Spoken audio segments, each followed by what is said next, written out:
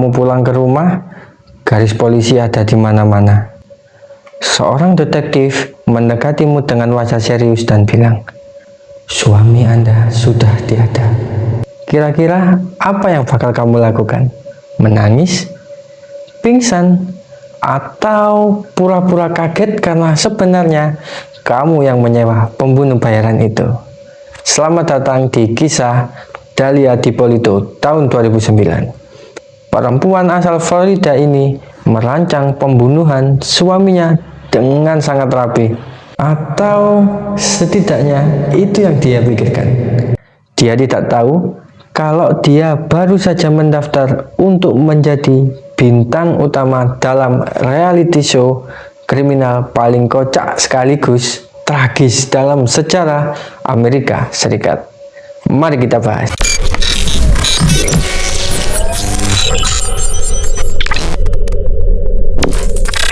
Bagaimana sebuah rencana pembunuhan berdarah dingin berubah menjadi sebuah lelucon nasional.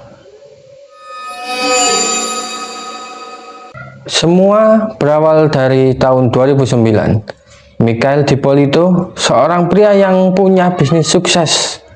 Mungkin masa lalunya juga punya sejarah kriminal kecil-kecilan.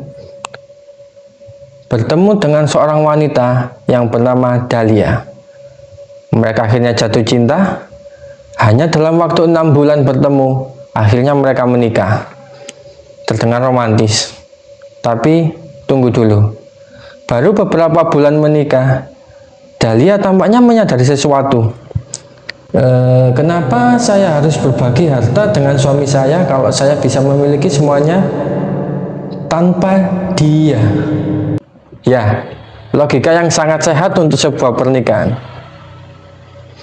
Dahlia tidak memilih jalan standar seperti minta cerai atau yang lain, tidak. Mungkin itu terlalu membosankan untuk dia. Dia ingin suaminya menghilang secara permanen. Masalahnya, Dahlia bukan pembunuh profesional. Jadi kira-kira apa yang dilakukan dia? Ya, benar sekali. Mencari seorang pembunuh bayaran. Yang pertama-tama, dia menghubungi mantan pacarnya yang bernama Mohamed Syihadeh. Dia meminta bantuan untuk dicarikan pembunuh bayaran. Kira-kira seperti ini. "Hei, kamu tahu nggak siapa yang bisa bunuh suami saya?" "Bro, itu mantan pacar, bukan seorang Google." Dan disinilah kesalahan fatal pertama Dahlia dimulai.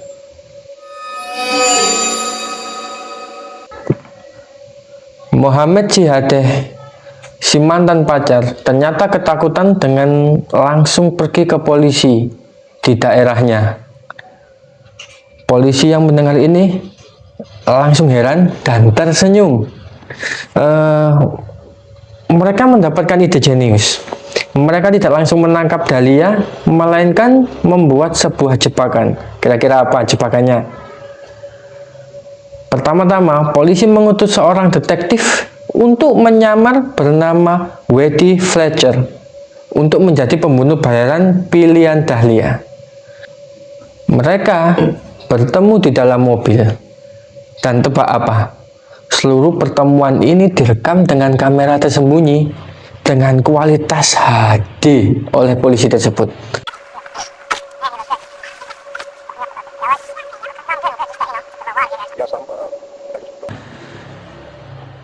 Kira-kira begini percakapannya. Detektif palsu itu berkata, "Kamu yakin ingin membunuhnya? Tidak bisa mundur lagi loh." Dahlia pun berkata, "Ya, saya 5.000 yakin." 5.000 yakin, guys. Dia bahkan menolak untuk tahu bagaimana suaminya akan dibunuh. Karena dia tidak mau stres.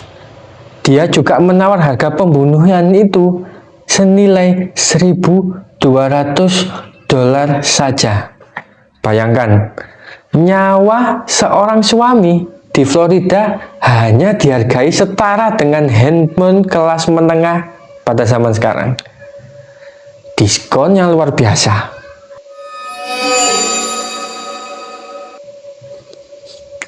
Tanggal 5 Agustus 2009, hari itu hari eksekusi.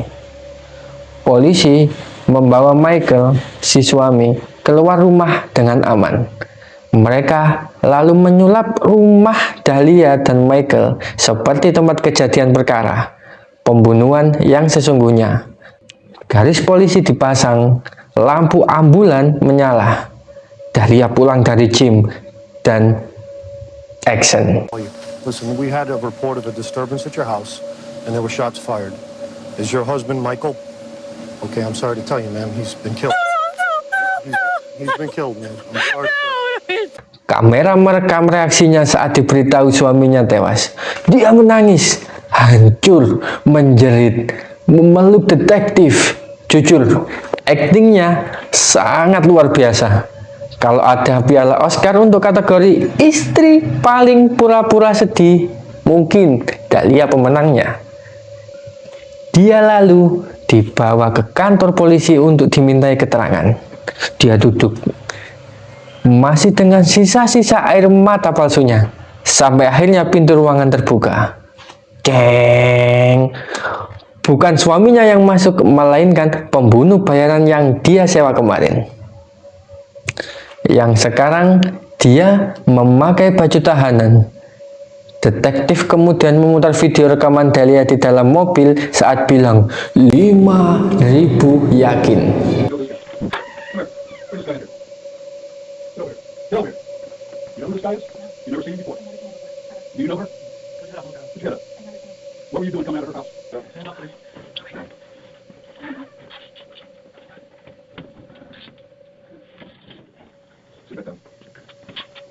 Di momen itu, penonton bisa melihat jiwa Dahlia keluar dari tubuhnya. Kebohongannya runtuh secepat koneksi internet di rumahmu. Kasus ini masuk ke pengadilan dan menjadi sangat viral karena seluruh prosesnya ditayangkan di TV Cops.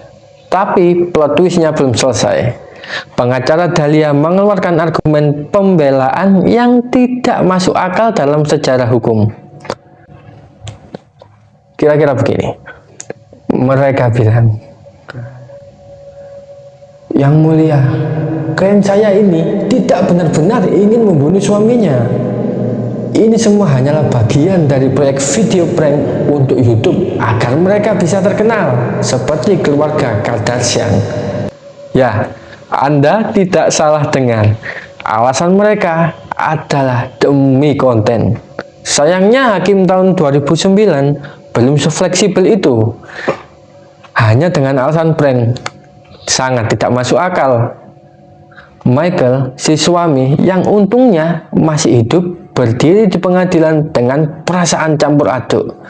Bayangkan betapa canggungnya sarapan pagi berikutnya kalau rencana ini berhasil. Setelah melalui 3 kali persidangan yang panjang dan penuh drama, pada tahun 2017 Dahlia akhirnya resmi dijatuhi hukuman 16 tahun penjara tanpa jaminan. Dia terbukti bersalah percobaan pembunuhan tingkat pertama.